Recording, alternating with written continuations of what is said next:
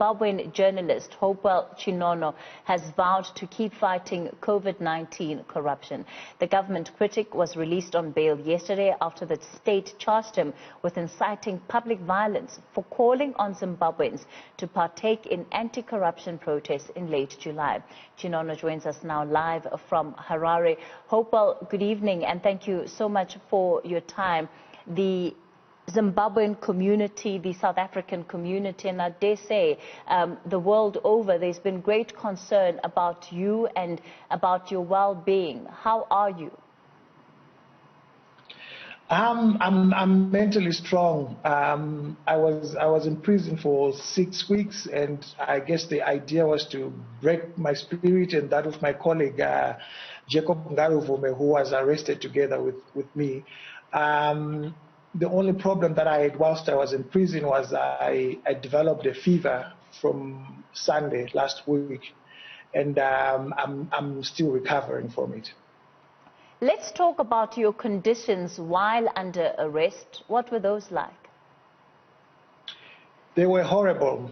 In fact, it was a front row seat for me as a journalist to see the effects of corruption in my country. The prisoners fed the traditional staple meal sadza with boiled beans or boiled cabbages and nothing else. And that's what they eat 24/7 all year round. There is no running water in the cells. The cells are meant for 16 people, but they are housing over 44 people per cell. People can hardly 10 whilst they are sleeping because they are pegged like sardines. They could not even get a BP testing machine when my doctor came to have a look at me when I was not feeling well. There's a COVID outbreak in the prison, and they are being economic with the facts. Prisoners are not being told what's really happening, and when they are found out to have contracted COVID, they're isolated, there's no medication, they're only given hot water to drink. So it's like a concentration camp, but it's symptomatic of what has become of our country, Zimbabwe. Let's talk about the physical aspect of things, because there were also great concerns that you may have come under abuse during your incarceration, that is physically. Did that happen at all? No, there was no physical abuse at all. They would not have done that to us. But there is rampant physical abuse on other prisoners who don't have the kind of prominence that I have and that my other two colleagues have. So they're very careful of how they treat people like myself and people like Job Sikala or Jacob Ngaruvume. The other guy was arrested with me. But there is violence in the prison where prison officers beat up inmates. For any of the slightest mistakes that they can make, they get beaten up. You were denied bail 3 times, and I'm curious to know, all of those times that your legal representatives were going to court, making representations, and this was being denied. What did you perceive was the intention of the legal system at the time?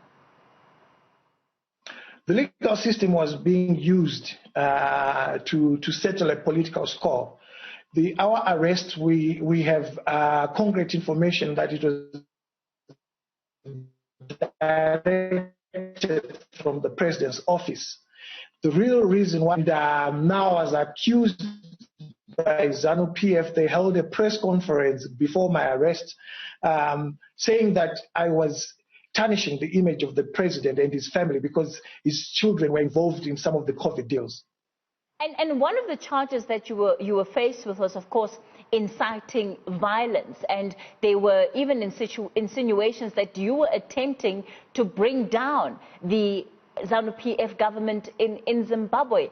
Is that your intent?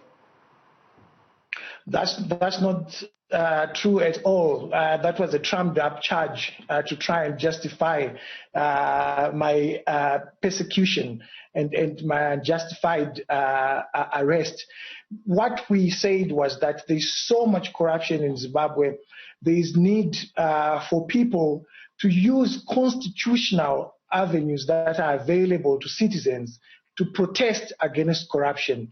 We never said that we wanted violence, and I'm against violence. I've done an award-winning film showing the state performing violence against citizens. So I would never, ever be at the forefront of advancing a violent agenda. Of course, some of the questions that the governing ZANU-PF had to answer was the extent to which your arrest and that of other activists actually spoke to the fact that the democracy in Zimbabwe is under threat, and many saying that, in fact, there is no democracy in Zimbabwe. But the government saying that it's a fully functioning and well-functioning democratic state, and that anybody externally has no reason to be worried. Is that the case? That's not the case, and I'm sure the world has been seeing case after case. I'm not the first and probably won't be the last to be arrested under these spurious charges. Zimbabwe, the rule of law has broken down. It's really difficult to understand how our government, on one hand, intends to attract investors, and yet on the other hand, uses jackboot tactics to try and silence people like myself, who are journalists, who are doing their work, who are exposing corruption. I spent 6 weeks, Kathy, in the maximum prison, one of the worst prisons in Zimbabwe. And yet the men that are exposed to have been at the forefront of looting millions of dollars meant for COVID was walking in the streets. Whilst I was in prison, the men who stole that money and was at the forefront of that looting of public funds was stealing money that was meant to buy masks for prisoners. And whilst I was in Chikurubi prison, I was shocked because the prisoners did not have masks. So what I exposed is exactly what I then saw whilst I was in prison, the consequences of what I exposed. So such a state and such a regime cannot talk about democracy when it fails to fulfill the fundamental rights of citizens. For example, providing masks for prisoners. And, you know, it's not just citizens who are affected by this, but you as a journalist who needs to be able to do your work under the protection of knowing that you have freedom of speech. Do you feel that that is a right that you have access to, that you can enjoy freedom of speech? Are you confident to leave your house and continue doing your work without feeling that there will be reprisal? They always threaten us. The ruling party held a couple of press conferences intimidating me, threatening me before I was arrested. So I knew the arrest was coming because that's how they operate. As for freedom of speech, it's now a situation where we are able to speak, but we are not sure of what happens after we speak. The idea of incarcerating a well-known journalist like myself is to try and intimidate, instill the fear of God in young journalists, to say that if you write about President Mnangagwa, then this is how we are going to handle you. They even withdrew my lawyer from my case to say that to send a message to young journalists to say, we don't care even if you come with a big lawyer, we will remove that lawyer and will persecute you. Social media had been critical to how you were able to get the message out about some of the corruption that you were seeing. And in fact, it also became crucial even when informing the rest of the world about your arrest. Now that you're not allowed to be on social media, what is life going to look like under this ban that comes as part of your conditions of release? The correct position, after I read the ruling by Judge Chitapi, is that I'm allowed to be on social media, but I'm not allowed to talk about protests or to talk about violence whilst on Twitter. And So it doesn't affect me at all because I never advocated or called for violence against the Zimbabwean government or against anyone for that matter. And the fact that, well, because of lockdown, movement would have been limited and restricted anyway, but the fact that your passports have been confiscated, has it crossed your mind at any time to leave Zimbabwe, seek asylum elsewhere? It hasn't crossed my mind. You know, I spent 11 years of my young adult years in Britain and in America. And I specifically came back home because I wanted to contribute towards my country's emancipation, because during the Mugabe years, we were fighting for freedom. And when the current president came into power, Emmerson Mnangagwa, he promised everyone, you know, that he was going to change, he was going to do things differently. And we thought we had achieved something, but he's turned out to be worse than Mugabe. So I have no intention of leaving because this is my country. Leaving is capitulating and allowing the bad guys to carry on doing the bad things. It is our country. I'm prepared to die for this cause of fighting corruption and doing my journalism here if need be. It comes at a great cost to you personally, as we've seen in the last couple of weeks, but also to your family. Speak to me about the experience that they've been going through simply because you've been identified as a target.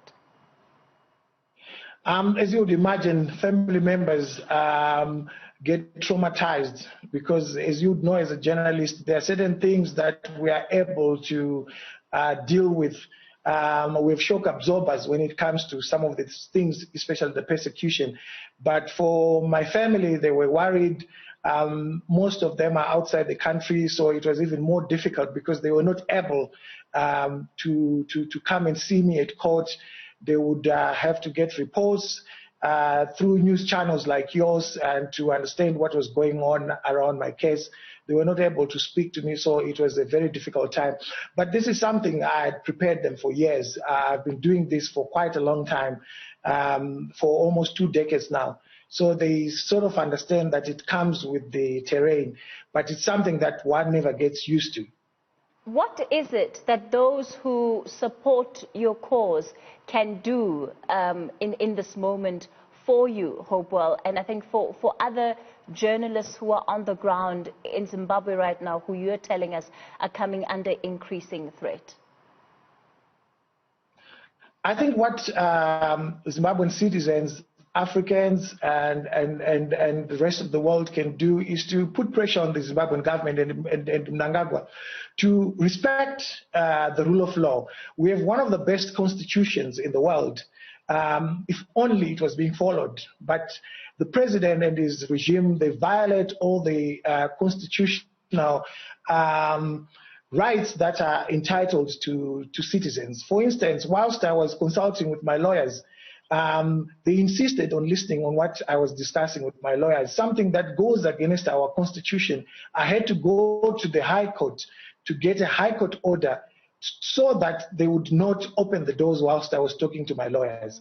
So the world can put pressure, and countries like South Africa can do more by putting pressure on Mnangagwa and his regime to make sure that they follow the rule of law. Once they follow the rule of law, Zimbabwe's problems will go away. We have got a lot of minerals in Zimbabwe. We have a lot of natural resources, but they're going to waste because they are being shared by a few and the rest of the country is not getting anything. And that comes to the center of what I've been talking about. The corruption is about the failure to follow the rule of law, which then allows them to loot public funds, to plunder natural resources, and to allow the whole state to be generally corrupt. Given your experience, Hopewell, and we have to wrap up this interview soon, do you have a sense that the political elite in Zimbabwe have captured the justice system there? Yes, they have captured. In fact, one of the tweets which they are using to charge me mentions exactly that. And it is captured in my bail judgment where Justice Chitapi gave me bail, and how he could ignore testimony and then accuse. This country is in a total mess on so many fronts. I'll give you an example of how bad things are. Over 2,000 women die giving birth in Zimbabwe. And the biggest hospital in Zimbabwe, Harare Hospital, has got only 2 operating maternity theaters. They were built in 1977, and only 1 is working. And yet we've got these guys running the state, buying Land Cruisers, building mansions, and yet 2,000 women are dying. To give you a context, 2,000 women dying giving birth is the equivalent of 15 jumbo jets crashing every year in Zimbabwe and killing pregnant